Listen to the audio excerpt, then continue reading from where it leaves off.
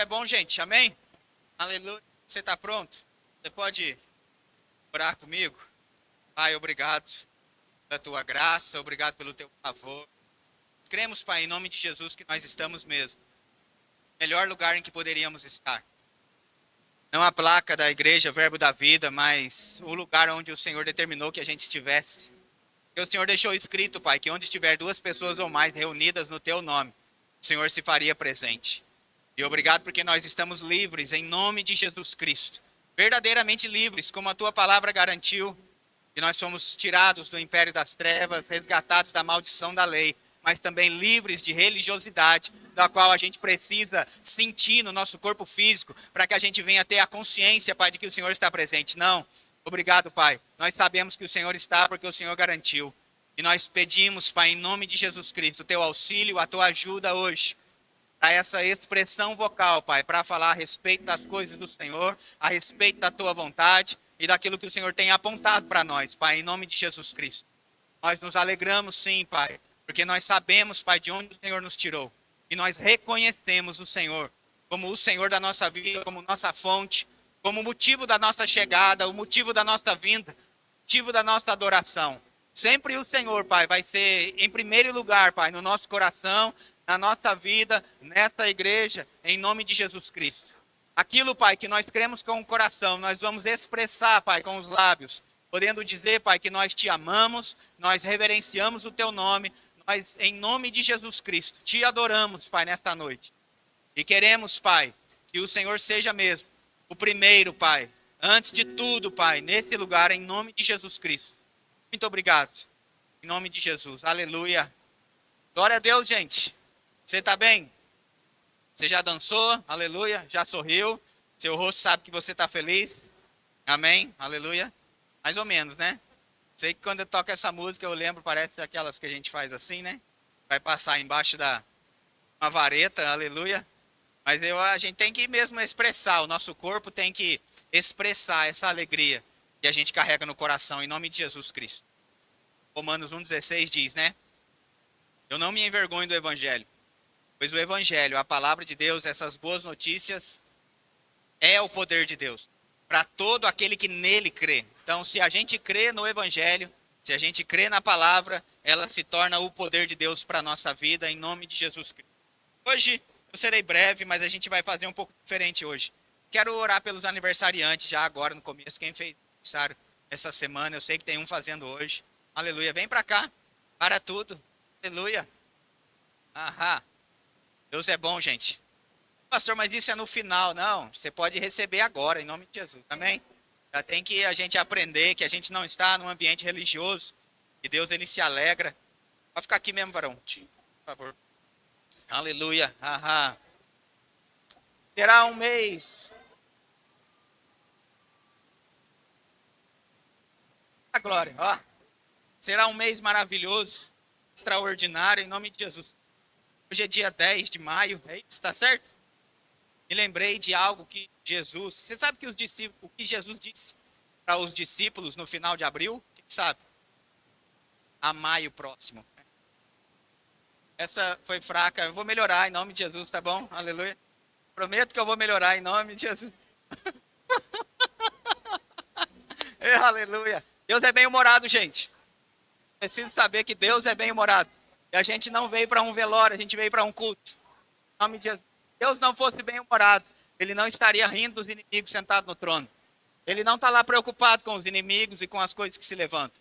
Pelo contrário, ele está rindo porque ele sabe o poder que está nele. O poder do evangelho para destruir, destronar Satanás e fazer a gente avançar. Estenda suas mãos para cá. Eita glória. Pai, obrigado pela boa mão do Senhor, Pai, sobre a vida dos teus filhos, trazendo graça, favor, atendendo eles, Pai, com a sua bondade, em nome de Jesus Cristo. Nós cremos, Pai, que Romanos 8,11 é uma verdade sobre a vida deles. A lei do Espírito de vida funcionando no seu corpo físico.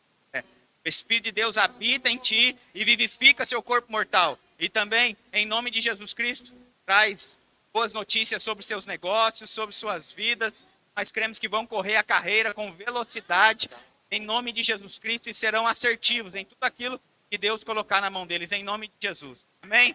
Aleluia. Você pode aplaudir a vida desses irmãos? Ah, muito obrigado, gente. Até daqui a pouco, viu? São top. Yeah. Ah, é bom. Sabe o que que Moisés disse quando abriu o mar? O caminho está aberto. Eu vou melhorar também. Vai, vamos para a palavra, aleluia. Melhor, né? A glória. Hoje é culto de ceia, gente. A gente celebra a vida de Deus, amém? Aleluia. Eu penso que Jesus, né? Ele nos ensinou a orar. Os discípulos, eles viam os milagres, né, que Jesus fazia, quantas coisas Jesus realizava, e eles pediram algo para Jesus pediram e perceberam, né, que Jesus passava horas orando, separado, e quando Jesus descia, depois de o seu momento, né, de oração, que ele se separava para orar e estar com Deus, eles perceberam que Jesus não gastava muito tempo com os problemas, não. Mas então, por causa disso, resolveram pedir o auxílio de Jesus. Disseram, Senhor, ensina a orar. Então Jesus dá modelo, né, de oração, que a gente conhece, né, como a oração do Pai Nosso. Lembrando que essa oração que Jesus fez, toda a oração dele foi respondida.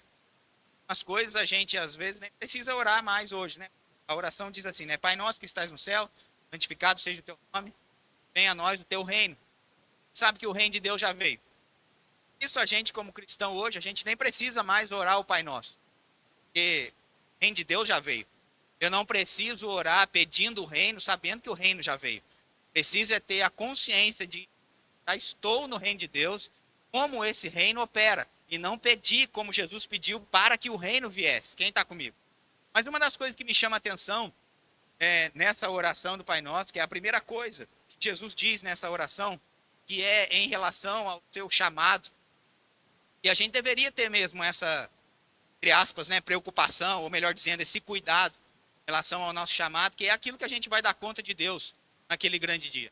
Jesus começa orando pelo seu chamado e ele começa dizendo assim, Mateus 6:9, portanto, vós orareis assim, Pai nosso, que estás no céu, santificado seja o teu nome. A grande maioria das traduções das Bíblias coloca esse texto e essa versão justamente dessa forma.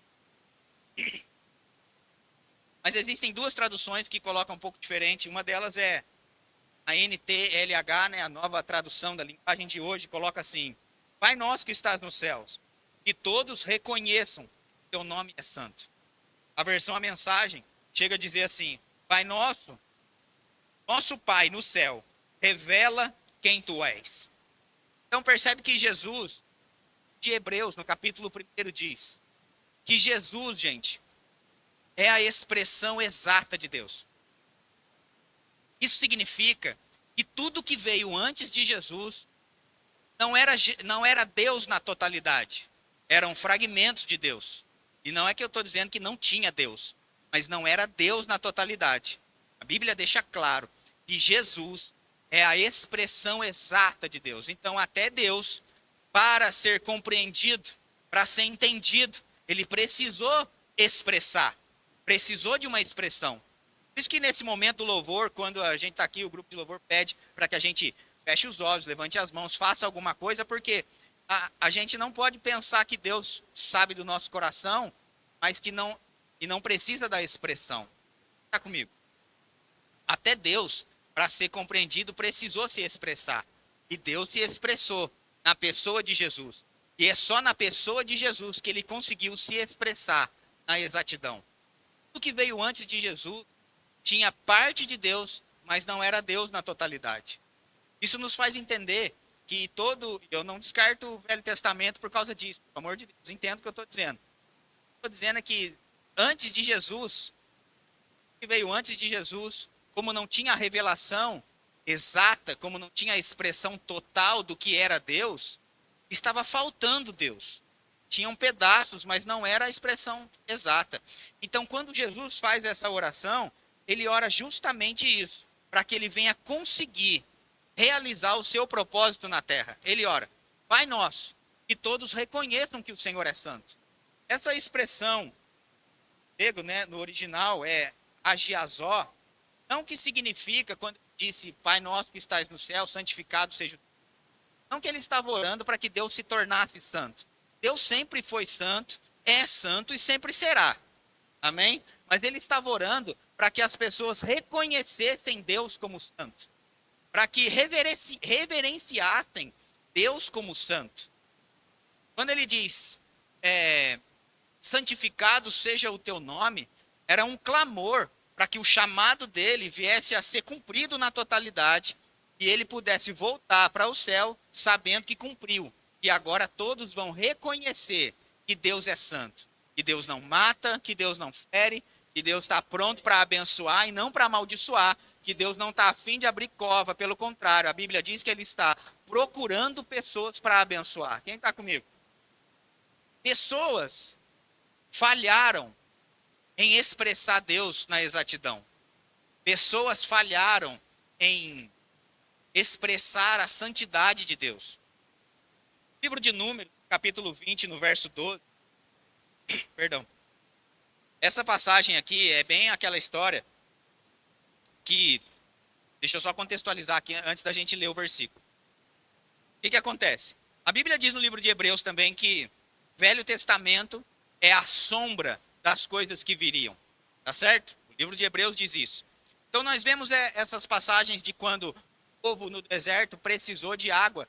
E Deus, na sua bondade, na sua misericórdia, alcançou, né, as pessoas, trazendo água para matar a sede deles, de duas maneiras. A primeira maneira foi quando o povo precisou de água, e Deus deu uma instrução para Moisés e disse assim: Moisés, separa aqui os anciãos e vai e fere a rocha, bate na rocha, e a rocha vai dar água para o povo. Então percebe que diante da rocha, e a rocha é Cristo, amém?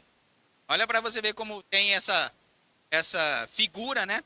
Então, mas a figura do Velho Testamento mostra que diante de Deus, diante da rocha, não eram todos que iriam, eram só alguns. Então Deus disse para Moisés, como era no Velho Testamento, você vai separar somente os anciãos, vai você e vai ferir a rocha. Isso é lei, isso é pela força. E então a rocha deu água. Essa passagem que a gente vai ler agora já era uma figura, uma representação do que viria, do Novo Testamento, da nova aliança, de que o véu foi rasgado e agora todos nós temos acesso a Deus, como se o pecado nunca tivesse existido. A ponto de que Deus diz para Moisés, na primeira vez que a rocha deu água, só foi você e os anciãos. Estava restrito somente a alguns. Mas agora, isso está aberto para todos. Então você vai fazer o seguinte, Moisés, você não vai chamar somente os anciãos, mas você vai chamar todo o povo e não vai bater mais na rocha, você vai falar com a rocha. Quantos sabem que agora a gente não está mais na lei, agora a gente está na graça? Antes da lei eram por obras, por coisas que ninguém conseguiu cumprir. Mas agora na lei, o livro de Jeremias diz que iriam ser impressos no nosso coração as leis. E agora a gente crê com o coração e fala com a boca. Agora a gente fala com a rocha que é Cristo. Então ali, esse episódio é a representação do Novo Testamento. Ele disse, ajunta então não só os anciãos, todo o povo vai lá e fala diante da rocha. E aí a gente sabe, infelizmente, Moisés, conduzido por uma raiva, conduzido pela emoção, e esse é o perigo dos ministros estarem no púlpito e não serem direcionados por Deus, mas serem direcionados pelas emoções, direcionados por circunstâncias, e não somente os ministros, mas na nossa vida a gente corre esse risco também, de ser conduzido pelas emoções e ao invés de falar com a rocha e fazer o que Deus está mandando, querer fazer do jeito antigo, e a gente sabe que ele foi lá e bateu na rocha. Mas a rocha deu água, aleluia. E graças a Deus por isso, porque é Deus na sua infinita misericórdia alcançando as pessoas. O livro de Salmos chega a dizer, Salmo 78 para ser mais exato, que as pessoas que erram, até a quarta geração, essa malefício, essas coisas pode atingir as pessoas. Mas as pessoas que seguem a Deus e faz tudo que precisa ser feito, Deus alcança até 1000 gerações dessas pessoas. Olha a diferença, 4 gerações para 1000. Aleluia, para a gente ver o benefício. Então, em benefício do povo, a rocha deu água, mas Moisés falhou em santificar Deus diante do povo. Veja o que ele diz em Números 20 e o verso 12, diz assim. Quem está entendendo até aqui? Amém? Mas o Senhor disse a Moisés e a Arão: visto que não crestes em mim para me santificar diante dos filhos de Israel. Veja, Jesus, ele orou e disse: Pai nosso, que todos reconheçam que o teu nome é santo. Jesus orou dizendo: eu vim na terra para isso, para que ninguém mais tenha uma visão de Deus distorcida de quem Deus é, da bondade dele, da misericórdia dele, do desejo dele de alcançar as pessoas. Jesus orou para que o nome de Deus fosse reverenciado, reconhecido como santo. Porque homens falharam nisso. Homens falharam, porque Deus disse: Moisés, quando era para você me representar diante do povo, mostrando a minha bondade, somente falando com a rocha, você decidiu fazer pela lei, fazer pela força, batendo na rocha. Foi alcançado, mas você, por causa disso, não vai entrar na terra prometida, não porque você só bateu na rocha, porque você falhou em me santificar, falhou como meu representante, de me representar na exatidão. Quem está comigo? Aleluia. E então, partindo disso, aleluia, a gente vai conversar um pouquinho a respeito do nosso dia a dia, fazer como a gente pode aplicar isso no nosso dia a dia. Penso que é um clamor de Deus nesses dias para se tornar participante do nosso dia a dia.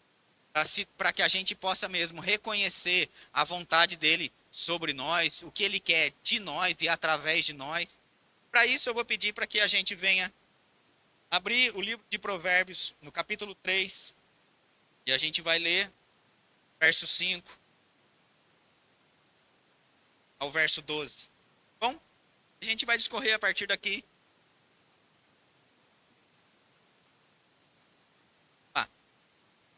Trouxe a sua Bíblia? Provérbios no capítulo 3, no verso 5, diz assim: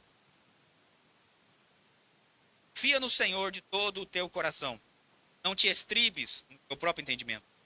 Reconhece-o em todos os teus caminhos e ele endireitará as tuas veredas. Seja sábio aos teus próprios olhos. Teme ao Senhor e aparta-te do mal.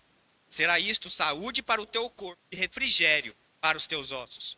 Honra ao Senhor com os teus bens e com as primícias de toda a tua renda. E se encherão fartamente os teus celeiros, transbordarão de vinho os teus lagares. Filho meu, não rejeites a disciplina do Senhor, nem te enfades da tua repreensão. O Senhor repreende a quem ama, assim como o pai ao filho, a quem quer bem. Bem, a gente tem que entender que Deus, ele sempre vai mesmo buscar que a gente melhore, ele vai repreender, corrigir a quem ele ama. Mesmo que talvez a gente escute coisas que a gente não quer, mas não significa que Deus não ama. Mas é para o nosso bem. Se o meu cachorro, por exemplo, quem sabe eu tenho um cachorro que chama Josué, as coisas que ele mais escuta lá em casa é: sai daí, Josué, desce daí, Josué, solta isso daí, Josué, larga isso daí, Josué. Parece que a gente não gosta dele, né? Só sai, larga, solta, deixa eu ver o que está na sua boca. Não, né? Tá naquela fase de, meu Deus do céu. E aí, eu gosto demais daquele cachorro. Vocês souberam o quanto eu gosto? A outra aqui, será? Será que ele gosta do cachorro? Acho que gosta. Tanto gosto que eu estou ensinando ele a não fazer essas coisas, porque eu quero ele dentro de casa. Porque eu quero ele perto. Se eu não quisesse ele perto, eu não ensinaria, já deixava lá fora e pronto. Então, todas as vezes que a gente corrige ele para ele não fazer certas coisas, é para que ele não fique lá fora. É para que ele fique dentro. E o amor que a gente sente por ele não vai diminuir se ele ficar lá fora ou aqui dentro. É que eu sei que se ele ficar lá fora, ele não vai morrer de fome. Vai ter água limpa, comida boa para comer. Mas se ele estiver perto, ele vai comer mais coisas do que ele comia lá fora. Alguns vão dizer que ele vai ficar gordo. Eu vou dizer que é musculoso. Mas isso, cada um vai definir, né? O que é. Porque Deus quer a gente cada vez mais perto dele, por isso ele corrige. Porque o pecado é uma separação de Deus com o homem. Isaías diz que o que separa Deus do homem é o pecado. Ele chega a dizer: as minhas mãos não estão encolhidas para que não possam alcançar, os meus ouvidos estão tapados para que não possam ouvir. Mas é o pecado que faz essa separação. E graças a Deus, Cristo, que nos redimiu e pôde nos reconciliar com Deus e nos deu esse primeiro ministério da reconciliação. Se a gente não sabe o nosso chamado ainda, saiba que esse você já tem, que é o chamado, o ministério da reconciliação. Reconciliar o pecador com Deus. Que nem é trabalho nosso, a gente só precisa falar. Quem está comigo? O livro de Romanos diz. Mas a gente vem aqui, começar do começo. Verso 5 de Provérbios 3, olha o que diz. Confia no Senhor de todo o teu coração, te estribes. A palavra estribe é não te apoie no seu próprio. Agora entenda algo, gente, por favor. É o nosso dia a dia, tá? Vamos lá, a vida real. Real mesmo, para que a gente não fique pensando que a vida com Deus é apenas uma religiosidade que eu venho. Mas como eu aplico isso no dia a dia? Essa palavra vai funcionar na segunda-feira para mim, na escola, faculdade, trabalho, onde casa mesmo. Isso vai, Deus pode se tornar participante do meu dia a dia. Primeira coisa, a Bíblia ela é muito clara em dizer coisas do coração e coisas da mente. Ela sempre vai falar mesmo sobre coisas da mente e coisas do coração. De Romanos, capítulo 2, verso 2, para ser bem exato, chega a dizer que eu preciso, pela palavra, transformar a minha mente. E somente assim, experimentar a boa, a agradável e seja um clamor de Deus para que eu me volte com a minha mente para as coisas de Deus, para eu experimentar a boa, perfeita e agradável vontade de Deus. Então percebe, uma coisa que esse texto já diz, uma garantia que existe a boa, agradável e a perfeita vontade de Deus. Está comigo? Outra garantia de que Ele quer que a gente experimente. Porque se Ele não quisesse, Ele não daria o caminho para. Mas é claro que esse caminho envolve um desejo meu, um envolvimento meu com a palavra. Porque senão eu não vou desfrutar. Eu quero a boa, quero a agradável e a plenitude, a perfeita, mas não quero me envolver. Então não vai dar certo. Existe uma parte de Deus que é disponibilizar a boa, agradável e perfeita. Existe uma parte de Deus que é não somente disponibilizar, mas desejar. Mas existe a parte do homem que é se envolver com aquilo para experimentar. Quem está comigo? Então a Bíblia deixa claro coisas do coração. E quando fala do coração, gente, a Bíblia não está dizendo exatamente do músculo, mas está dizendo do espírito humano. E esse texto é claro em dizer, veja, confia no Senhor de todo o teu coração. Então existe um nível de confiança da minha parte para com Deus, que eu vou precisar confiar em Deus com o coração e não com a mente. Deixa eu tentar explicar melhor. À medida em que eu avanço no reino de Deus, eu vou conhecer as coisas com a mente. Claro, isso é a vontade de Deus. 2 Timóteo 2,4 diz que é a vontade de Deus que todos sejam salvos e cheguem ao pleno conhecimento. Então, conhecer mais de Deus é a vontade de Deus, é o avanço nosso no reino.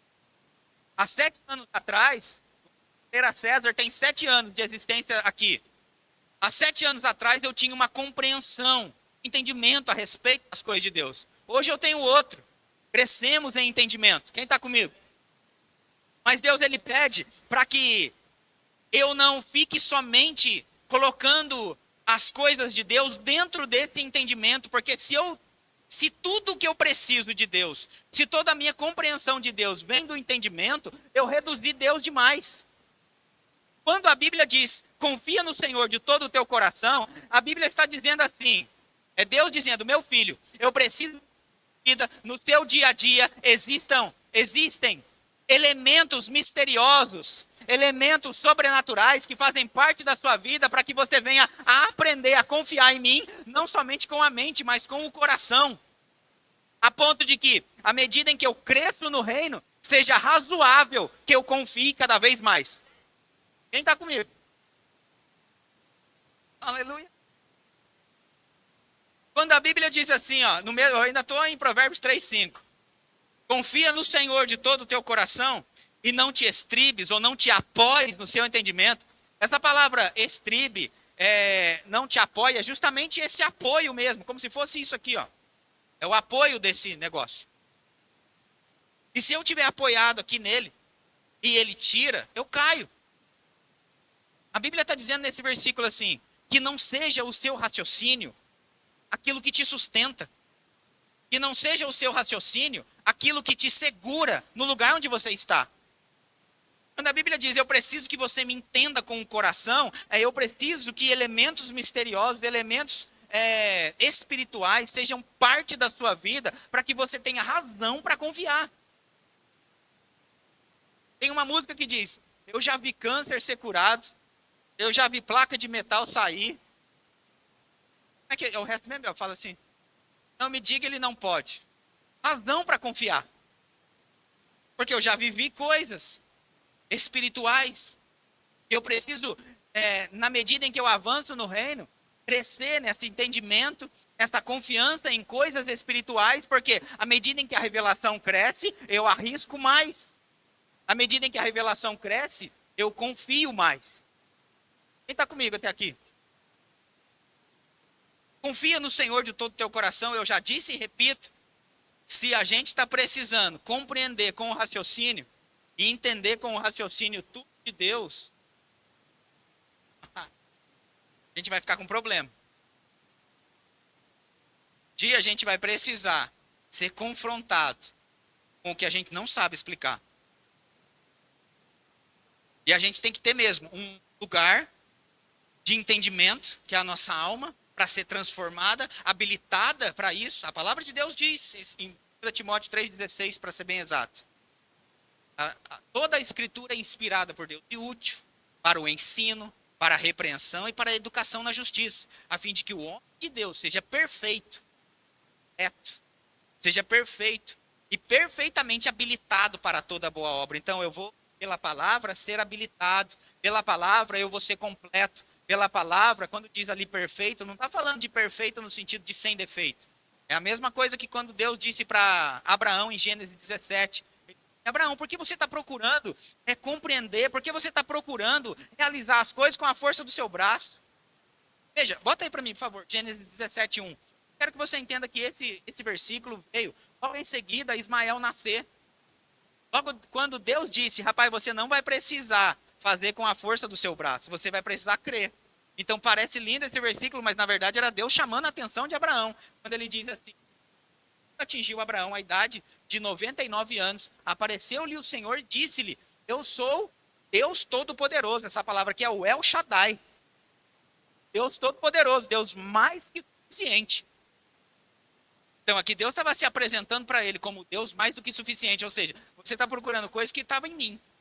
E ele diz assim, eu sou o Deus Todo-Poderoso, anda na minha presença e ser perfeito. Essa palavra perfeito não é sem defeito, mas é completo. E que você vai ser completo, você não precisa buscar fazer com a força do seu braço o que está em mim. Quem está comigo? Então, é exatamente isso. A palavra de Deus ela é perfeita para nos habilitar para isso. Mas a gente não pode ficar preso somente ao natural. A gente precisa ter a nossa estante de livros, faça mesmo a sua biblioteca, consulte, estude, anote, tenha versículos, mas você precisa ter uma sala de troféus no espiritual de que você não sabe explicar como você conseguiu aquilo, mas que está ali. Confiar no Senhor de todo o teu coração é ter dentro dessa sala de troféus, que você não sabe como, mas você venceu. Você não sabe como, mas você pagou. Você não sabe como, mas chegou. Você não sabe como, mas foi curado. Você não sabe como, mas saiu daquele buraco. E aí, por conta de todas as vezes que eu olho para isso, eu tenho forças para, de novo, confiar mais uma vez. Então, confiar no Senhor de todo o teu coração é ter razão para continuar confiando. É ter razão para não se estribar, não se apoiar no seu entendimento. De maneira nenhuma Deus é contra a compreensão, mas de toda maneira Ele é contra o apoio somente nisso. Quem está entendendo alguma coisa até aqui? Quem está querendo uma conta impagável? Tem, né? Né? chegar, não vai faltar. Eu não tenho dito aqui, a gente sempre fala nesse lugar, se você pensa que não vai dar certo na vida, você está na igreja errada.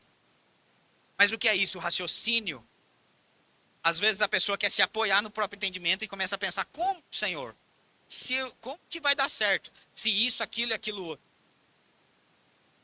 Quando Deus está pedindo, rogando, não se apoie no seu entendimento. Porque quando o seu entendimento falhar, na explicação você vai cair. Mas se o seu entendimento for todo o seu coração, do seu homem interior, do seu espírito, eu não preciso ter apoio nenhum. Eu vou saber que eu estou sendo sustentado.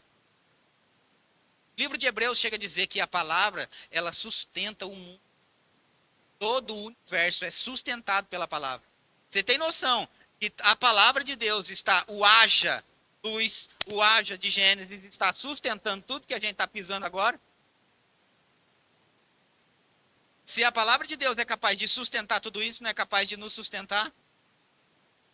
Não é capaz de sustentar aquilo que a gente está crendo? Agora, explica isso, agora no natural. Vai lá, cientista. Aleluia. Eu sei que tem alguns que até conseguem, algumas coisas. E não é o meu.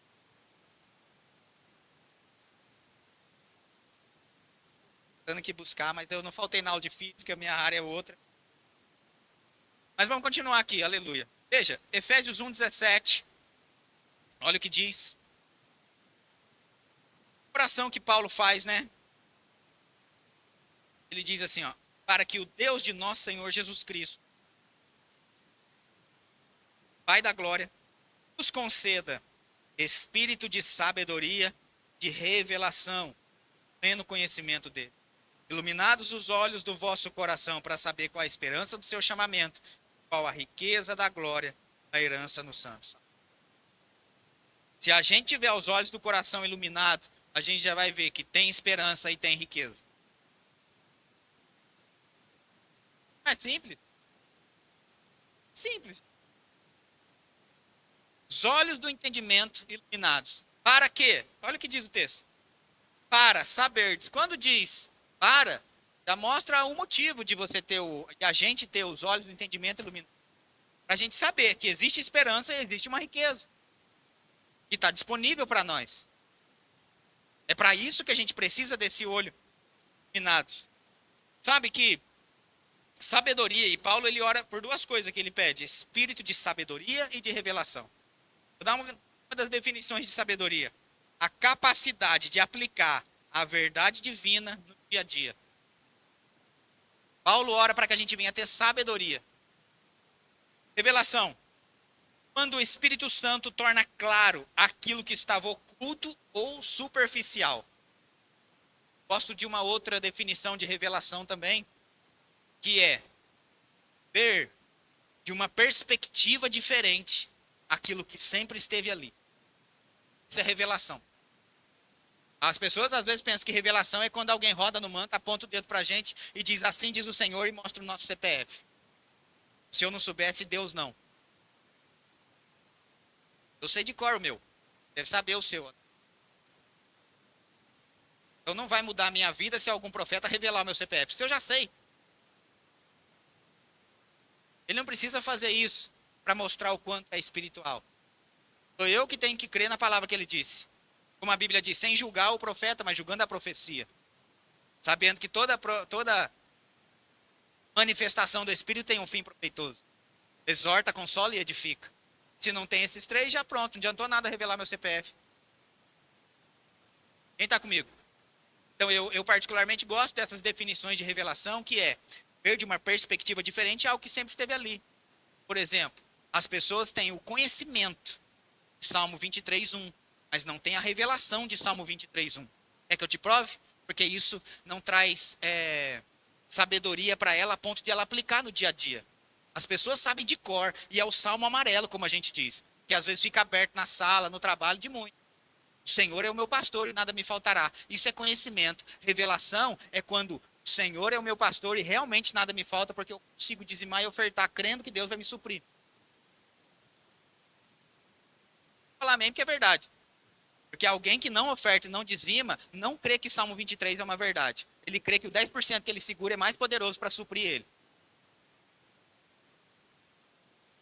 E sabedoria, Paulo ora, espírito de sabedoria, que é a sabedoria para eu saber aplicar o que a palavra diz, o que a revelação traz no meu dia a dia. E então, olhos espirituais abertos. Quando Paulo ora em Efésios 1 para que os olhos espirituais sejam abertos, é para que a gente venha a perceber as coisas diferente de como eu percebia antes. Veja, eu tenho uma frase, né? Conhecimento é saber que tomate é fruto. Sabedoria é não colocá-la na salada de fruta. Não é isso? A diferença de conhecimento e sabedoria. A gente tem o conhecimento das Escrituras, mas não tem a revelação. Sem revelação, a fé fica teórica. Sem sabedoria, a revelação não se traduz em prática. Sem revelação, a fé fica teórica, presa somente ao natural. Como Provérbios 3:5, querendo entender, compreender Deus a entendimento. E sem sabedoria, a revelação não se traduz em prática. A revelação é eu perceber algo que sempre esteve ali, de uma perspectiva diferente, e a sabedoria vai me fazer agora como aplicar isso no meu dia a dia. Mais uma vez eu volto para o texto de Provérbios 3:5. Eu preciso acrescentar na minha vida elementos espirituais para que eu venha a aprender a confiar em Deus de todo o meu coração. E não confiar em Deus se apoiando no meu entendimento. Nosso entendimento é muito pequeno, muito fraco a respeito de Deus. Eu não estou aqui dizendo, gente, que não tem pessoas que são conhecedores da Bíblia, das Escrituras. Eu sei que você é. Essa aí também. Eu estou querendo dizer, para conhecer e andar com Deus, precisar desses elementos espirituais na minha vida. Está comigo? Sério aqui. Para o verso seguinte de Provérbios 3. Agora o verso 6, né? Verso 5 diz, confia no Senhor de todo o teu coração e não te estribes no teu próprio entendimento. Verso 6. Reconhece-o em todos os teus caminhos e ele endireitará as tuas veredas. Essa palavra reconhece-o é iada.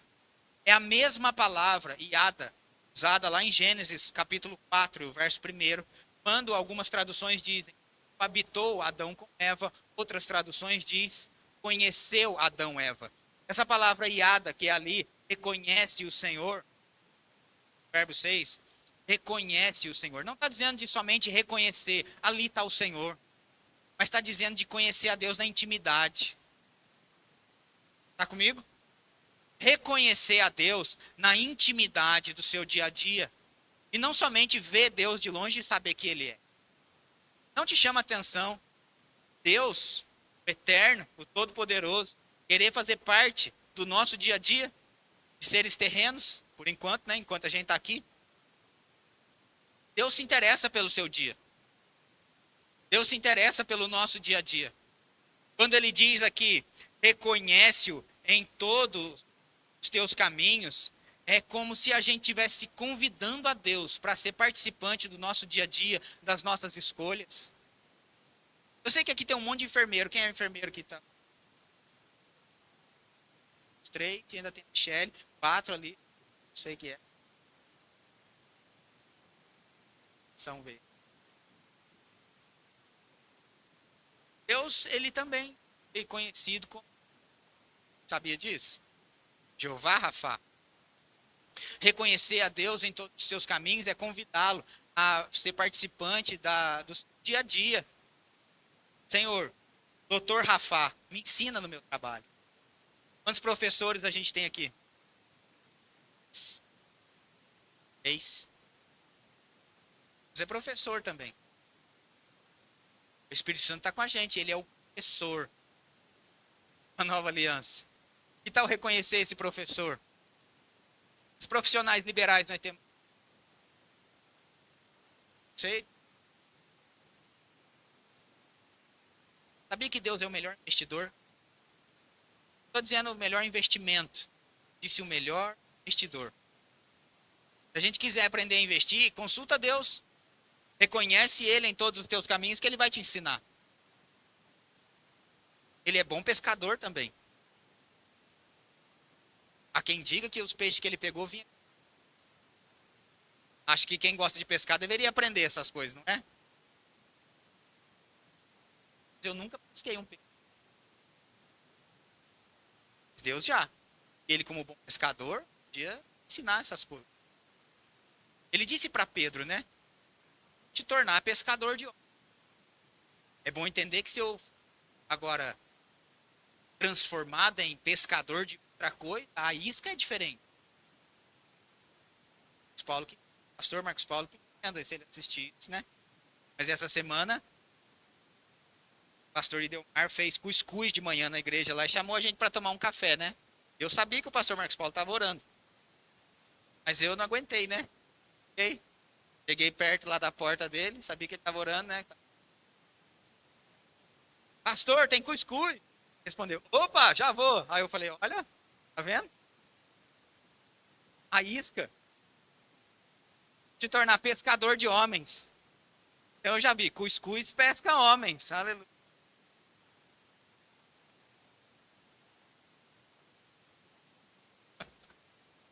Reconhecer a Deus em todos os nossos. Deus deseja ser participante. Eu anotei alguns que eu achei interessante quando Deus se apresenta às pessoas. Para Abraão, Deus ele foi Jeová Jiré. Para Moisés, ele foi Jeová Rafá. Sara, Jeová Nissi, que é o Deus é a nossa bandeira, a nossa Deus estador. Para Gideão, ele foi Jeová Shalom, a paz. Para Jeremias, ele foi Jeová Tsequinu, justiça nossa. Para Ezequiel, ele foi Jeová Samá, o Senhor está ali. Para Agar, ele foi El Roi, Deus que vê. Para Davi, ele foi Jeová Roi, meu pastor. Para os profetas, em geral, ele foi Jeová Sabote, o Senhor dos exércitos. E para Moisés, ele chegou a dizer também, diga que o eu sou.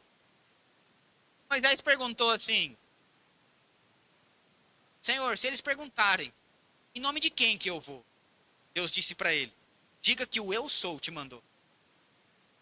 Ali, Deus não tinha se manifestado ainda para Moisés como esses nomes que a gente viu aqui. Para Moisés, ele se manifestou como o Senhor que sara a água amarga em água doce. Tá?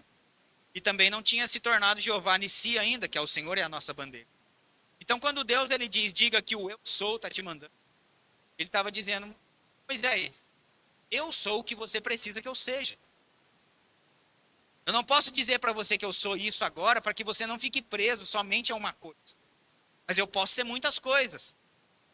Então, quando Deus diz em Provérbios 3, verso 6, reconhece-o, no sentido não de, como eu disse, reconhecer de longe, mas de ser participante, de conhecer Deus na intimidade, quando ele diz reconhece-o em todos os teus caminhos, eu vejo que Deus se saiu muito bem em ser Deus.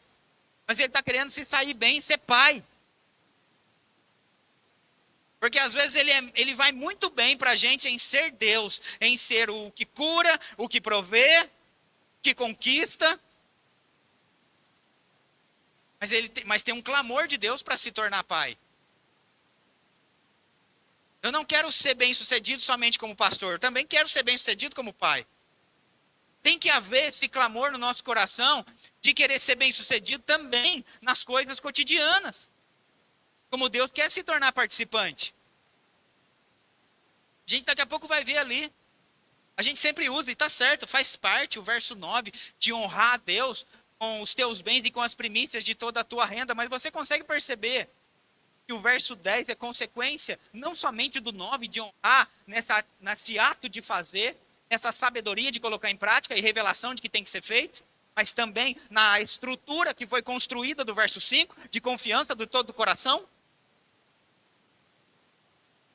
Verso 10 de Provérbios 3 diz que os nossos celeiros vão se encher fartamente, vai transbordar de vinho os nossos lagares e todo mundo quer desfrutar disso, mas as pessoas não conseguem realizar o 9, que é honrar a Deus com as primícias e com os bens, porque ela não construiu uma estrutura de crença com o coração. Construiu uma de crença com o entendimento. Só tinha o entendimento como apoio. Por isso, quando chega a hora de fazer, não consegue, trava. Isso vai faltar. Se eu entrar no meu chamado, não sei fazer. Foi o clamor de Moisés. Eu não sei falar. Eu não vou conseguir. Mas se a gente não consegue, o que a gente faz? A gente pergunta para quem sabe. Não é o problema de perguntar para quem sabe. Deus está ali para isso. Por isso ele diz, reconhece-o em todos os teus caminhos. Anda com ele. Como eu disse, tem um clamor de Deus para ser pai, para se tornar participante. Quem aqui tem filho pequeno? Eu não vou dar, até 6 anos. Interessante quando as crianças pequenas começam a contar coisas pra gente que você já sabe de cor salteado, mas você como pai se interessa. É, filho, isso como? Isso aqui. Você, como pai e mãe, senta, se interessa e ainda instrui. É Deus clamando, reconhece-o em todos os teus caminhos. Os teus lagares podem transbordar, mas eu só preciso que você crie essa estrutura para crer em mim no dia a dia. João 1,12 chega a dizer assim, ó, mas a todos quanto receberam, deu o poder de serem feitos filhos de Deus, a saber, os que creem no seu nome. Quando a gente nasceu de novo, foi dado a nós o direito de ser filho de Deus. E como filho de Deus, tem um poder envolvido nisso. E como eu disse e repito, Deus vai muito bem em ser Deus. Mas será que na nossa vida ele está indo muito bem em ser pai? Em se tornar participante? Ou a gente só chega diante dele quando a gente precisa de algo?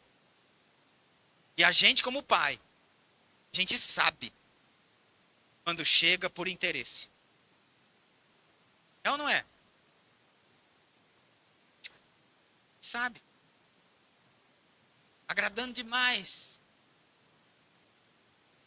Tia, eu dou minha vida. Te entrego tudo.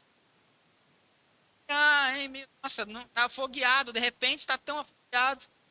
Ele que está querendo. Uma conta paga. Carro novo. Nada de errado. Deus está afinzão de dar isso. E é ruim quando a gente não tem. Semana eu cheguei em casa, Maria estava pensando em algumas coisas lá, né? Fazendo umas contas assim, daí ela saiu de férias e recebeu as férias, né? Aí agora entrou o começo do mês, ela não recebeu, receberia, porque recebeu as férias, que estava de férias, então não tem salário. Aí ela ficou, sabia, tinha que eu ia receber salário. Falei, olha, aleluia. É ruim não receber, não é? A gente tem a expectativa de receber, e algo de repente não vem, e fala, nossa, eu não sabia que era assim. É, aleluia. Mas é. Exato. Eu disse isso para ela. Toca no 10, aleluia.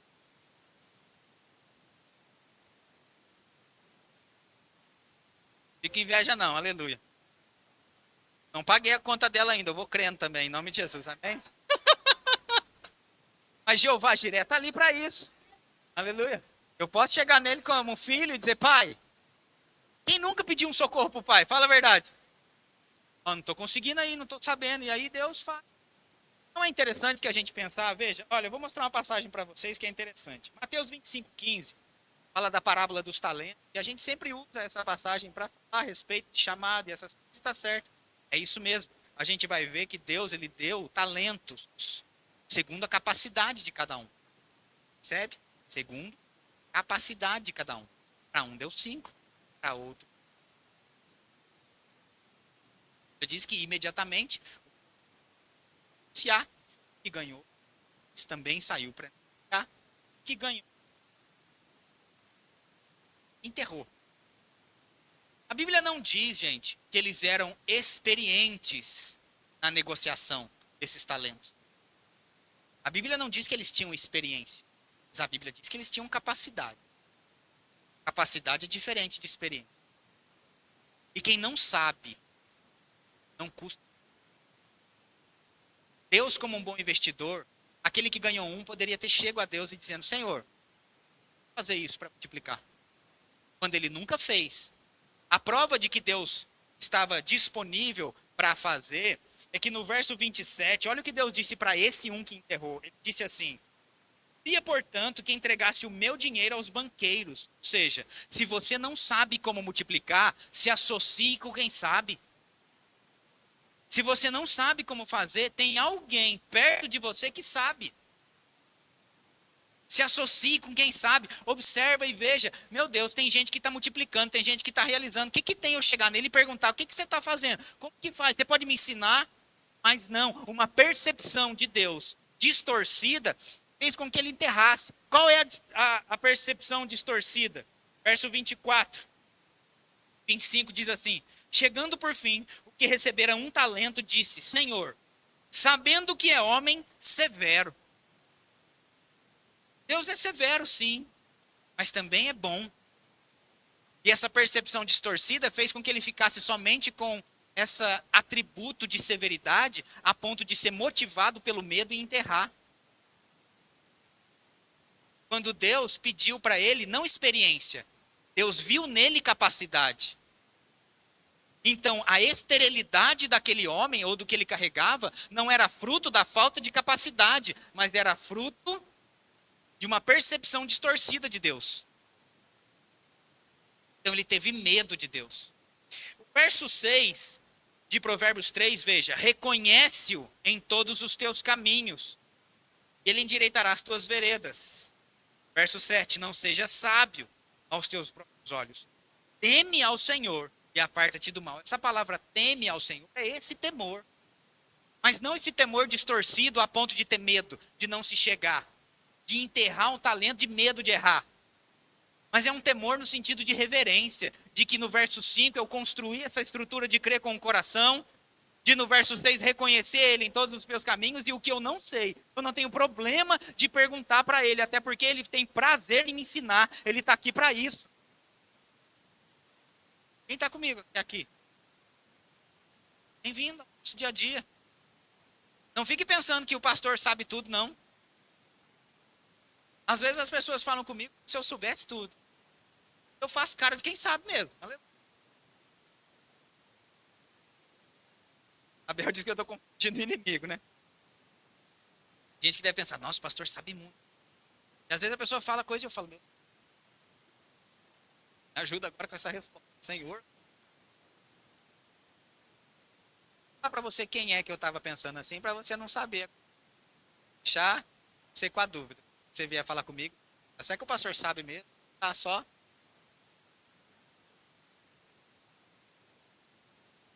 Disse para fazer o que a gente faz, a gente nunca fez. Então a gente conta com a graça. E às vezes a gente só precisa confiar a Deus. Se ele já fez antes, ele vai fazer de novo. Então a gente vai na sala de troféu do misterioso, sobrenatural, e busca ali uma referência. Por que não confiar? Por que buscar um apoio da mente? Quando Deus pede para nós momentos em que a gente vai precisar ficar espiritual. Quem está entendendo alguma coisa até aqui? Veja, abra comigo, quase encerrando.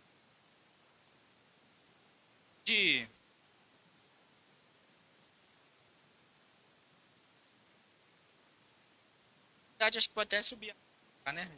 20, vamos. Deixa eu te mostrar algo na Bíblia interessante. João escreveu, João foi João. Olha que revelação da noite. Ensinar isso, né, para as pessoas. Aprendi na igreja hoje que João, quem escreveu, João. Veja o que diz João, capítulo 18, no verso 15. Esse episódio aqui fala quando Jesus foi preso. E então, ele foi levado até a casa, né? E para a gente entender o contexto todo, essa história é contada nos 4 evangelhos, tá, gente? Mateus, Marcos, Lucas e também João. pessoal de João aqui para a gente entender esse cenário. A cena aqui é o seguinte: Jesus, ele está preso no pátio da casa do sumo sacerdote Caifás. E lá ele seria interrogado antes de ser levado para o Pilatos. Está comigo? Agora, entenda a cena. Jesus era muito famoso, foi carregado lá aos tapas, lá para a casa do sumo sacerdote, então ele é colocado no pátio, lá de dentro, na varanda da casa de Caifás. E aí olha o que diz, verso 15. Simão Pedro, de João 18. Simão Pedro e outro discípulo, fala assim comigo, discípulo. Era qualquer um. Tinha outro discípulo junto com Pedro. Está comigo? Não era alguém desconhecido. Não era alguém do nada ali. Tinha outro discípulo. E eu posso dizer, os historiadores afirmam, que esse outro discípulo que é citado aqui não é expresso, exatidão nesse texto, mas a gente percebe pelo contexto que todas as vezes que João fala a respeito de si mesmo, no Evangelho de João, ele sempre fala o discípulo amado. Quem já viu isso? A ponto de algumas pessoas dizerem, as pessoas dizem isso, o discípulo mais amado. Quem já ouviu essa expressão? Que João é o mais amado. Mas sabe que isso, João nunca disse isso dele mesmo. Todas as vezes que João fala dele mesmo, ele fala o discípulo amado. Ele nunca disse o mais amado. É a gente, algumas pessoas que dizem o mais amado. Mas na verdade, ele tinha essa revelação de que Deus, na pessoa de Jesus, o amava. Se os outros não tinham, culpa dos outros. Agora, todas as vezes que João falava dele mesmo, ele sempre dizia o discípulo amado, o outro discípulo. Então, alguns historiadores entendem que quando é citado nesse texto Pedro e o outro discípulo, está falando do apóstolo João. Está comigo? Para a gente continuar o texto. Então continua. Simão Pedro e o outro discípulo seguiam Jesus. Sendo estes discípulos conhecido do sumo sacerdote, entrou para o pátio deste com Jesus. Pedro, porém, ficou para o lado de fora, junto à porta. Saindo, pois, entenda isso, gente. Saindo, pois, o outro discípulo, que era, de novo fala, conhecido do sumo sacerdote, falou com o encarregado da porta e levou Pedro para dentro. Eu quero que você entenda a cena. Jesus está aqui apanhando, sendo interrogado pelas pessoas ali. Está ali até Malco, o servo do sumo sacerdote que Pedro arrancou a orelha. Está ali. E aí, eles estão ali. E João, supostamente João, que conhecia o sumo sacerdote sabia que ele era discípulo de Jesus, ele estava ali de boa. E aí foi ele e João, que foi lá para o lado de fora e deu uma carteirada e falou para a empregada. Falou assim, eu conheço esse cara aí, bota ele para dentro. E aí Pedro entrou cheio de medo. A ponto de que Malco, o servo do sumo sacerdote, a gente vai ver ali, você pode ver isso a partir do verso 25, reconheceu a Pedro e disse, você é um dos discípulos, não é? Ele disse, não conheço não. A Bíblia diz que teve outras pessoas também que reconheceram e falaram assim, não, seu jeito de falar, você é discípulo também. E ele ficou com medo de ser pego. Agora, o que faz de João saber que ele estava ali, no mesmo lugar que Pedro estava, e João sabia que o sumo sacerdote sabia que ele era discípulo e ele estava de boa? Quem está entendendo isso aqui? Mesmo ambiente, gente. Você consegue perceber que é o mesmo ambiente? Pedro ali, motivado pelo medo. Meu Deus, vão reconhecer que eu sou discípulo e vão me pegar. E o outro aqui, no mesmo ambiente, todo mundo sabe que eu sou discípulo também, mas ninguém põe a mão em mim. Aleluia. Aleluia. Por isso ele dizia, dele mesmo, o discípulo amado. Eu não sei qual é a revelação que você tem de Deus. Porque Deus, ele não se manifesta para nós a partir da necessidade, mas a partir da revelação que a gente tem dele. O pastor José Roberto sempre diz também, o lugar em Deus onde a gente vai chegar é uma escolha nossa. Uma escolha nossa. A gente pode ver no livro de João mesmo. Se você for ver, livro de João, capítulo 21, É o último capítulo de João. Pedro é interrogado por Jesus, começa aquela história, né? Tu me amas, tal, então apacenta meus cordeiros, eu sei que você sabe disso. E aí, vamos ler a partir do verso 19. Olha o que diz, João 21.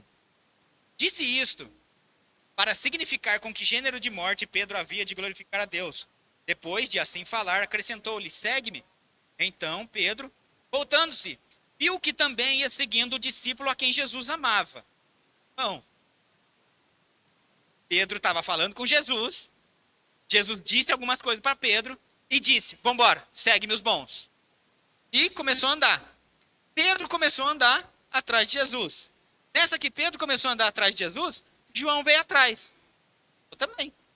Estava ali na conversa. Pedro nem falou, Jesus nem falou para João, vem também. Mas João entendia. Se ele pode ir, eu também posso. Deus não tem filhos preferidos. A gente tem que parar também de achar que Deus está dando preferência para alguns e não para outros. Mesmo que alguns acham que não deveria. Porque o contexto aqui, quando Jesus chama Pedro, Pedro começa a andar atrás de Jesus, João vai atrás, você pode olhar o texto, olha assim, ó. Ia o seguindo o discípulo a quem Jesus amava, o qual na ceia reclinara sobre o peito de Jesus e perguntara quem é o traidor. Falando de João mesmo. Verso 21. Vendo-o, pois, Pedro perguntou a Jesus, e quanto é este? Como assim? Peraí. Não, vamos parar aqui. Pedro, em outras palavras, ele disse, não está certo alguma coisa aqui, Jesus. Você falou um monte de coisa para mim, que eu vou sofrer, que eu isso, que eu aquilo, e aí você manda eu seguir, eu tô indo, e agora esse cara João aqui só vem atrás? Fala alguma coisa para ele também. Quem nunca? Talvez recebeu uma correção do pastor, e aí quando o outro erra, você fala, deixa eu ver como é que o pastor vai corrigir aquele ali também. Aleluia. E ainda fica esperando. E ainda achar ruim com o pastor. Pastor, quando foi comigo? Quando foi comigo? Não, você está mole demais. Não, na minha época você... Não, não aceito isso não. Quanto a este, quero que sofra. É isso que Pedro disse. Agora, olha o que Jesus respondeu para Pedro. Vê de novo 21. Vendo-o, pois, Pedro perguntou a Jesus, e quanto a este? Respondeu-lhe Jesus, se eu quero que ele permaneça até que eu venha, que te importa? Em outras palavras, não é da sua conta. Cuida da sua vida. É isso que Jesus disse. Quanto a ti, segue-me. A vida com Deus, gente, é uma raia. E a gente não está disputando essa corrida com alguém, mas disputando com a gente mesmo. A corrida cristã e a nossa carreira não é uma carreira de velocidade. Não precisa ter pressa. Mas é uma maratona. É uma prova de que a gente vai ver quem é que chega no fim e não quem saiu correndo primeiro. Porque a gente já viu muita gente sair correndo primeiro, mas antes do meio da prova já parou. Quem está comigo? E aí às vezes a gente está correndo e vendo que tem alguns obstáculos na nossa raia, e a gente olha para alguns, parece que não tem, e fala, Senhor, bota uns para ele, pelo amor de Deus. Porque o meu parece que tem barro, tem arame, tem um monte de coisa, e ele está só correndo. E aí Jesus disse, cara, o seu trabalho é só me seguir. Para de ficar olhando para o lado. Porque lembra, Pedro, a última vez que você olhou para o lado, você estava indo bem, andando sobre as águas, ninguém fez isso. Mas a última vez que você decidiu olhar para o lado, você começou a afundar. Então deixa eu te dar um conselho, para de novo de olhar para o lado. Se você não quiser afundar, para de novo de olhar para o lado. E começa a olhar só para mim e fazer o que eu pedi para você fazer. O verso seguinte chega a dizer, então se tornou corrente entre os irmãos o dito que aquele discípulo, João, não morreria. Ora, Jesus não dissera que tal discípulo não morreria, mas, se eu quero que ele permaneça até que eu venha, que te importa? De fato, João é o único discípulo que morreu de morte morrida, e não de morte matada. Quem entende? Morte morrida, morte matada? A história conta que Pedro, quando foi ser morto, ele ia ser morto crucificado como Jesus. Mas ele achou que seria até uma desonra para ele mesmo ser crucificado como Jesus e escolheu ser crucificado de cabeça para baixo, para não ser crucificado como o Senhor dele. Mas em nenhum momento Deus pediu isso para ele. Quem está comigo? Ele poderia ter morrido como Jesus, de cabeça para cima, tá tudo bem. Foi escolha dele aquilo. E eu sei que está ligado à cultura, havia mesmo como um mártir, havia como mesmo uma resposta de honra ao Senhor. Eu nem mereço o que o meu Senhor merece, então eu preciso de menos, está tudo bem quanto a isso. Mas o que eu quero dizer, porque João, que tinha essa revelação do amor de Deus, foi o único que morreu de morte morrida. Eu não estou dizendo que ele não sofreu. Sofreu, foi exilado, foi para a ilha de Patmos, ficou sozinho lá, e lá ele recebeu a revelação do livro de Apocalipse. Sofreu também, a Bíblia não diz, mas historiadores contam que ele foi mergulhado, o corpo inteiro dele, num tanque de óleo fervente. E não sofreu dano algum. Agora, você consegue perceber que, vendo isso, Provérbios 3:5, reconhece-o em todos os teus caminhos. Não, confia no Senhor de todo o teu coração. Verso 6, reconhece-o em todos os teus caminhos. Aquela vez, então, que João foi colocado diante de um pote, sei lá, uma bacia de óleo fervente, uma panela, e não sofreu dano algum, aquilo foi uma construção. Porque antes de ele crer para isso, ele precisou estar em um pátio onde Pedro estava com medo de ser pego e ele não estava com medo. É uma construção, Ronaldo.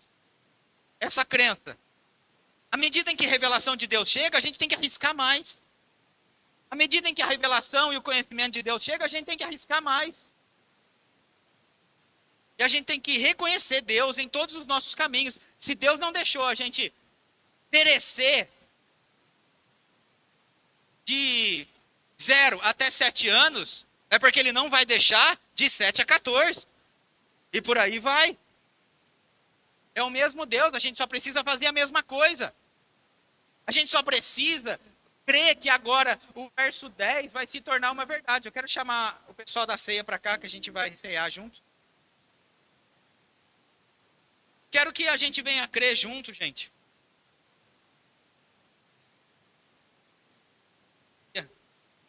Verso 10 é uma verdade sobre a nossa vida. Se encherão fartamente os teus celeiros. Não é isso que diz? Vou ler de novo aqui.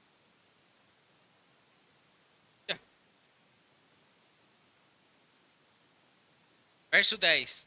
E se encherão fartamente os teus celeiros, e transbordarão de vinho os teus lagares. Aleluia. Vai sobrar e não vai faltar. Não precisa mais ter medo de Deus. Não precisa mais ter medo de Deus.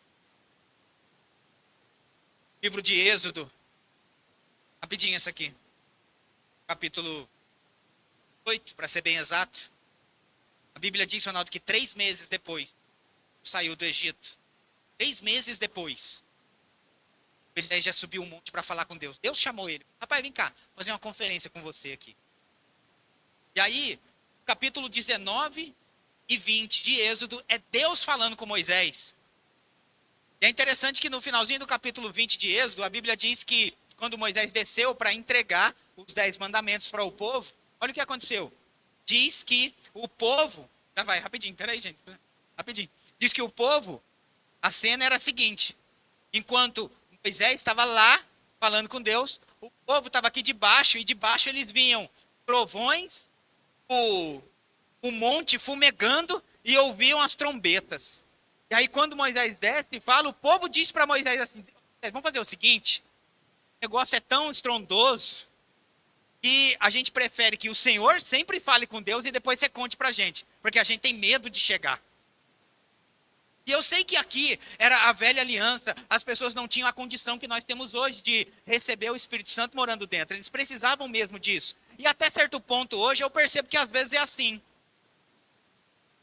Existe um nível mesmo que tem coisas que Deus somente vai falar com o líder, mas hoje fala no sentido da condução, do coletivo, de direções para onde a igreja vai e coisas. Mas Deus hoje, está disponível para falar com todo mundo. Então a gente não precisa mais ter medo de que, meu Deus, é grande demais o que Deus está falando, é trovão, é tiro, porrada e bomba, e agora eu prefiro que Deus fale só com o pastor, depois me conte. Não, isso está acessível para todos. Quando a gente está celebrando a ceia aqui, isso aqui é o corpo de Cristo, não é simplesmente um pedaço de pão. Esse pão não representa o corpo, ele é o corpo. Isso aqui foi pão um dia, enquanto estava saindo do forno. Isso era pão, mas foi transformado de pão para corpo. É isso que eu quero que você entenda. Quem é que almoçou hoje? Quem é que almoçou arroz e feijão? Saber. O que você comeu era comida. Hoje não, agora não é mais. Agora é corpo. Está comigo? Essa parte aqui era comida, era picanha. Né? Agora não é mais. Agora é o corpo.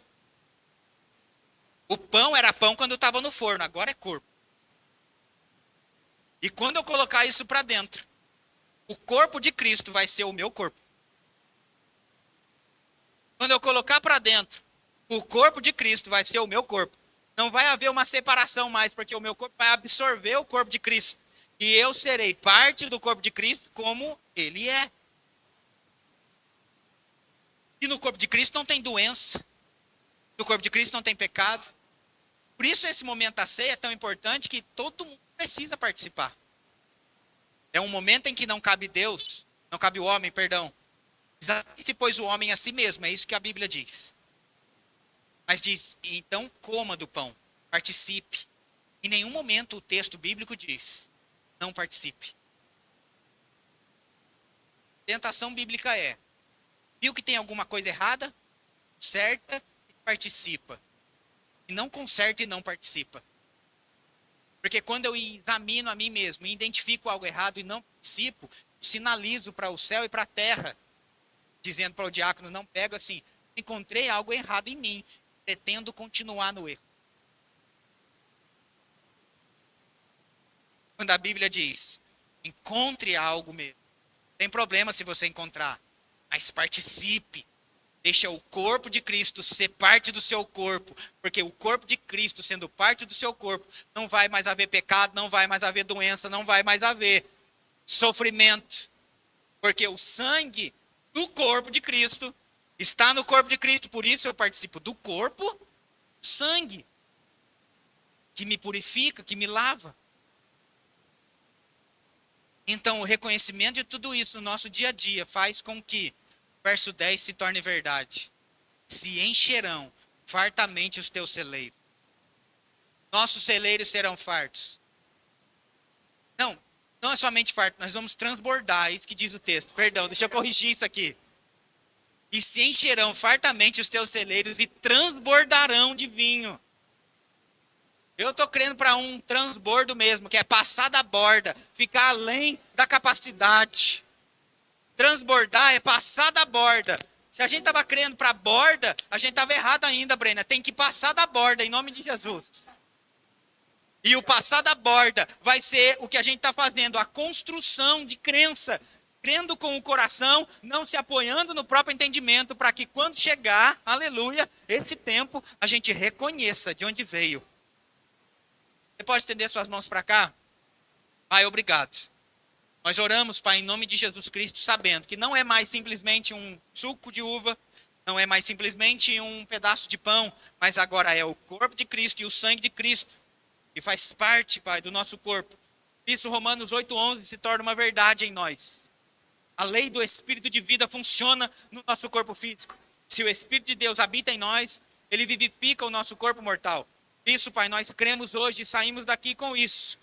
Que sim, o Senhor é Rafá, o Senhor é Jiré, o Senhor é Nissi, e o Senhor se manifestou, se mostrou em tudo isso para as pessoas, Pai. Também como esse Deus todo-poderoso El Shaddai.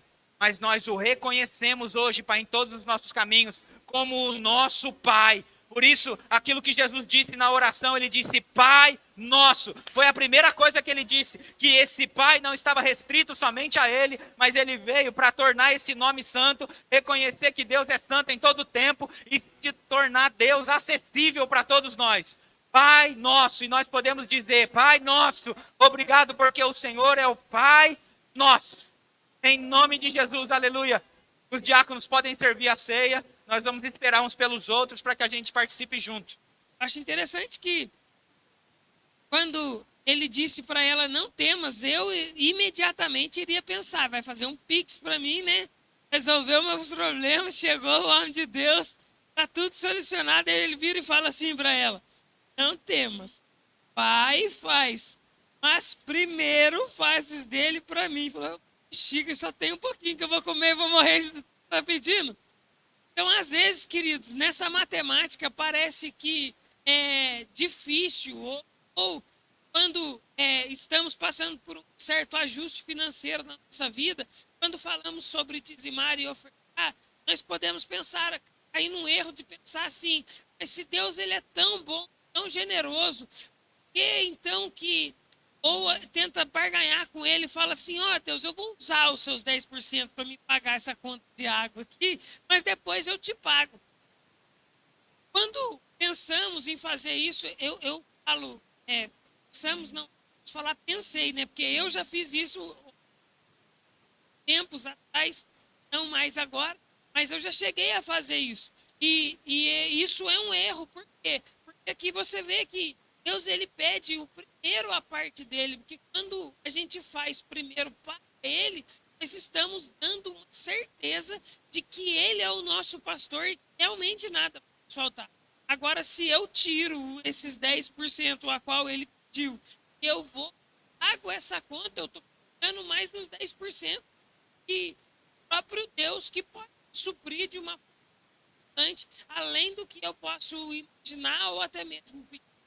Aí, continuando, ele diz para fazer primeiro para ele, depois ele fala assim, depois você faz para você e para o seu filho. Verso 14 diz assim, e assim diz o Senhor, Deus de Israel, a farinha na tua panela, ela não se acabará, e o azeite na tua botija, ele não faltará, até o dia em que o Senhor fizer chover sobre a terra. Foi ela e fez, segundo a palavra de Elias, e assim comeram ele, ela e a sua casa uns dias. Então, quando nós falamos, queridos, sobre confiança em Deus, quando nós falamos sobre dizimar, o princípio de dizimar e ofertar, nós não estamos falando sobre o princípio de tirar dinheiro de ninguém, mas nós estamos falando em um princípio de acessar algo espiritual, que ele não pode ser contabilizado de maneira nenhuma natural, porque na matemática de Deus ele não será 1 mais 1 são 2. Os diáconos podem pensar. Na matemática de Deus, sempre você faz a sua parte com o que você tem e ele irá te suprir com toda a abundância que existe em suas mãos. E a Bíblia nos garante que ele é o dono da prata, então ele tem muito mais a dar para nós do que aquilo que ele talvez nos peça. Às vezes seja em uma oferta específica para alguém, ou talvez seja em algum valor que você não está até mesmo habituado a fazer. Eu quero mesmo que você sempre esteja o seu coração sensível para ouvir e obedecer, assim como foi essa viúva. E ela imediatamente acatou o que Deus tinha para ela, sem duvidar no seu coração, ela foi e fez. E em momentos na nossa vida onde a nossa situação aperta um pouco, porque isso faz parte, esse ajuste, eu acredito até mesmo para alinhar o nosso coração e ver aonde está, é onde vai realmente determinar a nova fase, a nova estação em que nós iremos entrar na nossa vida. E olha, também existe um outro ponto que eu acho muito interessante, que não é o fato de fazer agora e já imediatamente irá se manifestar. Talvez a manifestação daquilo que você fez demore tempo, porque também o tempo de Deus ele não é o mesmo tempo. Não. Mas uma coisa é certa: tudo ele irá colheita na sua vida, ela irá chegar segundo a medida de Deus, na porção em que Ele tem para você. Então será assim, em nome de Jesus. Amém? Você pode se colocar de pé? Mas nós, Pai, nós te agradecemos. Se você precisa, queridos, de maquininha, tem lá no fundo, tem o nosso isso aqui também. Pai, nós te agradecemos em nome de Jesus pela tua infinita bondade e generosidade, Pai, porque o Senhor, sendo o dono de tudo, o Senhor depositou em nossas mãos, o Senhor nos deu autoridade, Pai, para podermos desfrutar de tudo a prosperidade, de toda a provisão, de toda a alimentação que o Senhor colocou nesse mundo, Pai. Muito obrigado pela vida financeira dos meus irmãos. Eu declaro uma semana extraordinária sobre a vida de cada um deles, recebendo coisas inusitadas, Pai, recebendo dinheiro extra, em nome de Jesus, que não estavam contando, recebendo pão e semente para poder semear no teu reino, para poder investir na vida de outros. Obrigado, Pai, por um coração generoso para poder ouvir a tua voz e obedecer. Cumprir aquilo que o Senhor tem para cada um deles, Pai. Muito obrigado, porque esse princípio, ele irá nos colocar em uma condição de podermos ser recompensados pelo Senhor, pela tua infinita bondade, pela tua infinita misericórdia e graça, Pai, que nos assiste, que nos alcança todos os dias da nossa vida. Muito obrigado por graça no nosso trabalho. Quem precisa vender, Pai, haverá graça para vender o que precisa. E quem precisar comprar, Pai, haverá graça também para comprar o melhor e o mais em conta, Pai, em nome de Jesus, na vida dos meus irmãos, todos eles, Pai, ninguém irá passar necessidade nesse lugar. Nós seremos, Pai, suprido em todas as áreas da nossa vida. A nossa casa, Pai, os nossos celeiros, eles serão fartos da provisão do Senhor. Em nome de Jesus, Pai, obrigado por empresas nascendo no coração dos meus irmãos, aqueles que têm algo no coração, Pai, sendo germinado nesse momento e florescendo para a manifestação daquilo que o Senhor tem para cada um deles. Em nome de Jesus, amém. Queridos, rapidinho sobre os recadinhos. Hoje nós não tivemos o discipulado. Você pode sentar? Nós não tivemos o discipulado por mães, mas no próximo domingo nós já estaremos com a continuidade dos nossos discipulados. Venham todos, vai ser maravilhoso. E dia 30 nós temos o nosso culto de jovens. Eu acredito que todo mundo está aqui. Deixa eu ver, eu não tenho nenhum velho aqui, só estou vendo jovens. Aleluia. Alguns jovens há mais tempo, outros jovens há menos tempo, mas todos jovens. Então vocês estão convocados a vir no dia 30, vai ser uma bênção.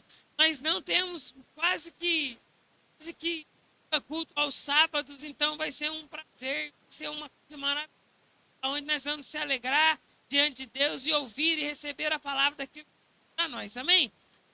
Então é isso, os recados, só ir para lá e entra aqui, sai por ali, logo nós vamos ter a cobertura para a gente poder tomar o café e viver em comunhão uns com os outros. Shalom!